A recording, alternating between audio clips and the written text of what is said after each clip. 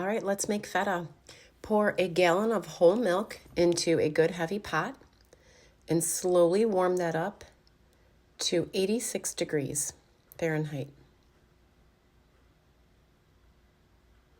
Stir occasionally while it's heating. Do not let the bottom get too hot or scorch.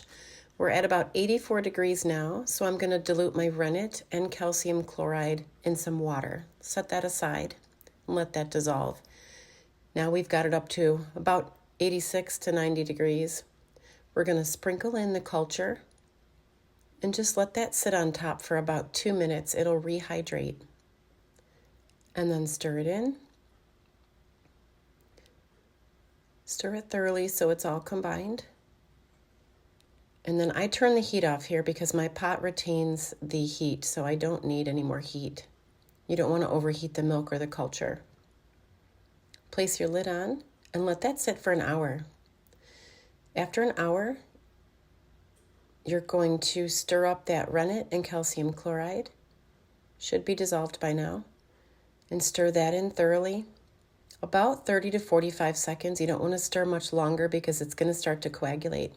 Check the temperature, make sure you're still around 86 degrees, and turn your heat off. Place the lid back on and let that sit another hour. Then you're going to check for whether or not it's done.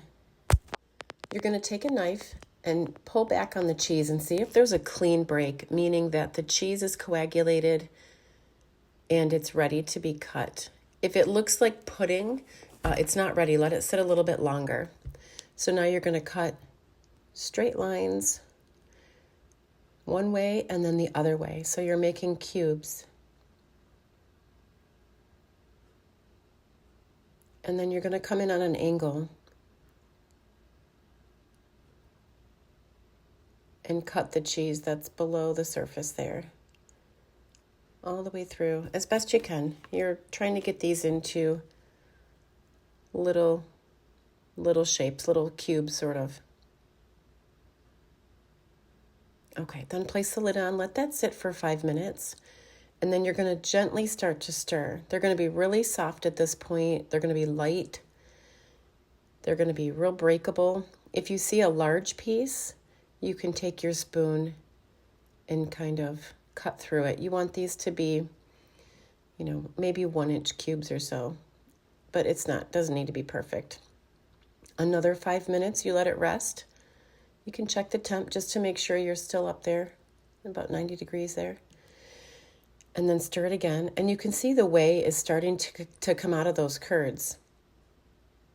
And that'll keep happening. You'll stir this maybe every 5 to 10 minutes over the next half an hour, about 4 or 5 times.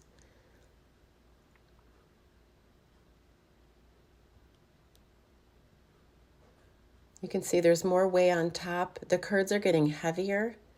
They're heavy to stir, and they're heavier. They're sinking to the bottom.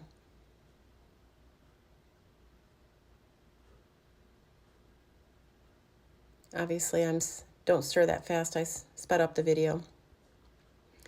All right, again, you can see they're really releasing their whey, and they're getting down to smaller bits of curds now. They're much heavier than they were in the beginning. And now we're ready to strain. So use a pot and a colander and a flour sack towel or tea towel or some cheesecloth. And you can either ladle those in or you can pour, but it's a little sloppy to pour.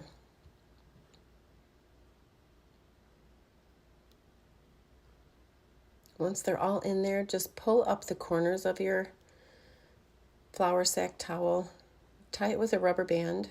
I usually do it 2 times, and then on the 3rd time, I don't pull it all the way through, making myself a bit of a handle. And you can hang it on your cabinet knob, or you can stick a spoon through it and hang it in a really tall pot as long as it stays off the bottom. And you're going to catch that whey in there. We're going to use that later, and that has a lot of great health benefits. You can Google that, look it up. You can see the ball got a lot smaller. A lot of the whey has drained out. And now I'm just going to keep that in a jar for later. Now you can at this point let it hang, or you can press it, or you can do a combination of both, which is what I like to do. I hang it to get a lot of the whey out, and then I press the rest out. You can add in a couple of quart jars. You can use the gallon of milk that you just used for the cheese. Fill that up with water and use that as your weight. You can, again, hang or press, but the total is going to be maybe 8 to 12 hours. And about halfway through or so, you're going to flip the cheese. It just gets more of the whey out.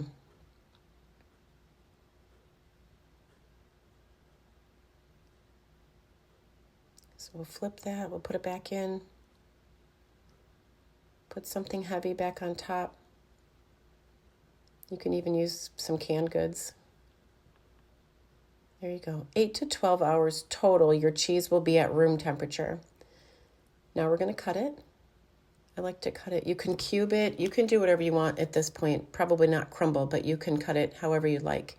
Place your jar on your scale and zero that out. You want to know the weight of your cheese. You could also have weighed that full block before cutting. Now just take 5% of that number and add that in salt.